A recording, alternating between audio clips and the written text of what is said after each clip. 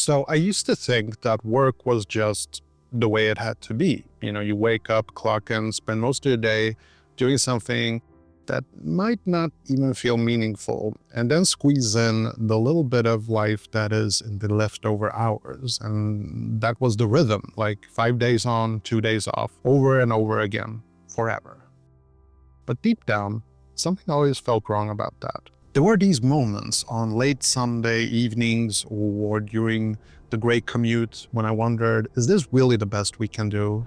Do we really need to devote the majority of our waking lives to jobs we don't always love, just to maybe one day get a few years of freedom at the end? And when I started hearing these whispers about something that sounded almost too good to be true, the 4-day work week, a full extra day of life every week, more rest, more time for family, creativity, and simply just being human. And this idea sort of hit me like a quick shock. Why aren't we all doing this already? But as I looked deeper, I realized that this isn't just about working fewer days. It's about questioning a system that many of us silently accept, the system that trains us to trade time for money until we're too old to enjoy the time we have left. So, in this video, I want to explore this question with you. Is the 4-day work week really the answer? Could it be the end of wage slavery as we know it? Or is it just another illusion dressed up as progress? So the 4-day work week isn't just a thought experiment anymore. It's already happening. Iceland ran one of its largest trials in history, reducing hours without reducing pay, and the results were actually groundbreaking. Workers reported less stress, less burnout, while companies saw the same or even higher levels of productivity. Spain and Belgium followed with their own pilots. Over 100 companies across the world, spanning tech, services, even manufacturing, have already made the shift. And the most surprising thing is that for most, it actually worked. When I first read these stories, I felt a mix of excitement and frustration. Excitement because here was proof that a healthier, saner rhythm of life was possible. Frustration because it made me wonder, why are we still clinging to the 40-hour work week in the first place? Now, the truth is that the 5-day work week is not some eternal law of nature. It was invented, it was cemented during the industrial era when factory output demanded rigid schedules. In 1926, Henry Ford famously adopted the 40-hour work week in his factories, and soon it spread across the globe. But the world has changed. We no longer live in an era of steam engines and assembly lines. Technology has made us much more productive. And yet, instead of gaining more freedom, many of us feel more trapped than ever. Now, the 4-day work week challenges this foundation. It forces us to ask, if we can do the same amount of work in less time, why don't we? And who benefits from keeping us busy for 5 days instead of 4? Of course, not everything is as simple as just taking Fridays off. The early pilots revealed both benefits and challenges. Productivity went up for many companies, yes, but it also required real challenges in how they operated. Shorter meetings, clearer priorities, better boundaries. For some, the shift created tension.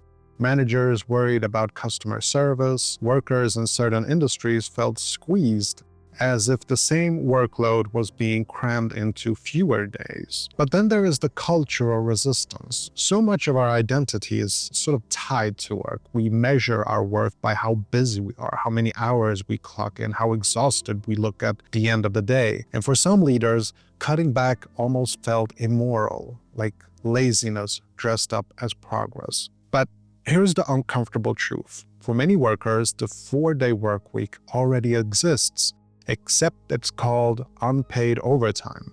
People are constantly connected, answering emails at night, stretching weekends into workdays. And in that sense, the 4-day week isn't about doing less. It's about being honest about the boundaries between life and labor.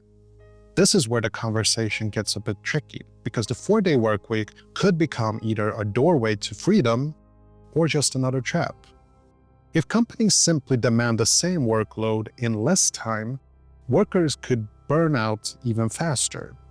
If only privileged industries adopt it, millions of others will still be stuck in exhausting low-wage jobs. And it all sort of made me realize that the 4-day week isn't just about scheduling, it's about power. Who controls our time? Who decides how much of our lives we must sell to survive? And this is why more people are connecting this whole thing to a bigger idea, which is wage slavery. When I think about wage slavery, I think of how invisible it can be. Most of us don't call it that, we just call it work. But when your survival depends on giving most of your waking hours to someone else's goals, the word slavery doesn't feel like such an exaggeration. Could the 4-day work week help us break that chain? And this is interesting, maybe, because it won't actually solve everything. A shorter week doesn't magically erase inequality or low wages or toxic workplaces. But I think it's a start. It's a collective acknowledgement that human life is worth more than endless labor. That rest, play, and the creativity aren't luxuries, they're essentials. And this is the part that I find very hopeful. When workers got that extra day, many reported something surprising. They didn't just rest more, they lived more. They picked up hobbies, they spent time with loved ones, volunteered, learned, created. In other words, they reclaimed a piece of their humanity. And I can't help but imagine, what if that became the norm and not the exception? What if millions of people had one more day each week to actually live, to start side projects, to connect with community, or simply just to breathe? How would that change our societies, our families, our inner lives? Practical tips here become important because not everyone can wait for their company or their country to change. So if you're dreaming of a 4-day rhythm, here are a few small steps you can take. Set tighter boundaries. Even within a 5-day job, you can experiment with stricter cutoff times to protect your evenings. Prioritize ruthlessly. Focus on the 20% of work that brings in 80% of results. Many companies only succeed in the 4-day week when they cut unnecessary meetings and busy work. Another tip is also to reclaim micro freedoms, even carving out one extra afternoon per week through flexible schedules or side projects can shift your relationship to work. You can sort of build toward autonomy. Some people use that extra day to grow creative projects or businesses like I do, or communities that eventually reduce their dependence on wage labor altogether. This isn't about perfection. It's about remembering that your time is your life. And any step you take to reclaim it, even if it's a small one, is powerful. So, when I take a step back, what strikes me is how simple and yet how radical this whole conversation really is. The 4-day work week isn't just a policy, it's a symbol of something bigger, the possibility of building a life that isn't defined by endless labor. It's about asking the questions we were never encouraged to ask. How much work is enough? What is all of this productivity really for? And who gets to decide how we spend the short time we have on this planet?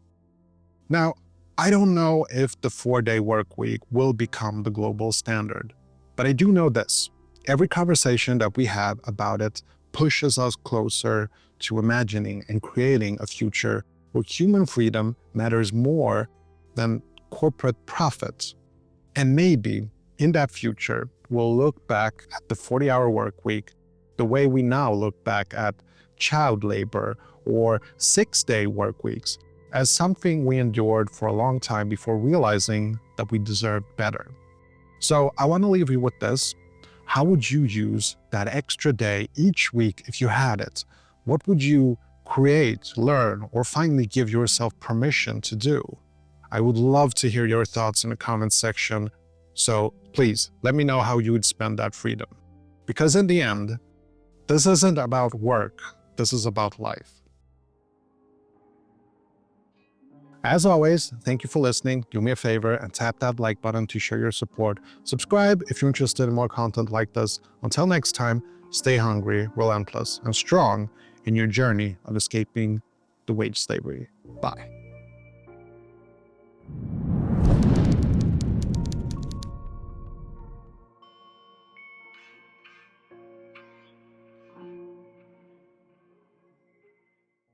Hey, my name is Tom. This is a sales pitch. Let's be real about that. But it's also an invitation. And if you're not interested, you can click away right now. No hard feelings. We're still friends. I don't want to waste your time. But if you're curious, let me explain what I'm building here. I'm on a mission to make life better for people stuck in the 9-to-5 rat race. And nobody hates the grind more than me. That's what all my content is about, escaping it and finding freedom. And if you're tired of asking permission just to take a vacation day, if you're watching the clock until 5 p.m. every single day, if you're building someone else's dream while your own dreams just collect dust, then this Patreon is for you. When I first started making videos about wage slavery, thousands of people reached out to me in the comment section, emails, and DMs. And that's when I realized that this isn't just my story, it's our story. And this fight is bigger than just me complaining about work. This isn't just about making videos, it's about a movement. And my hope is to improve the lives of wage slaves globally. Now that might sound a bit crazy, but change always starts small. And I believe that over time, these ideas can spread to other creators, to media, even politicians.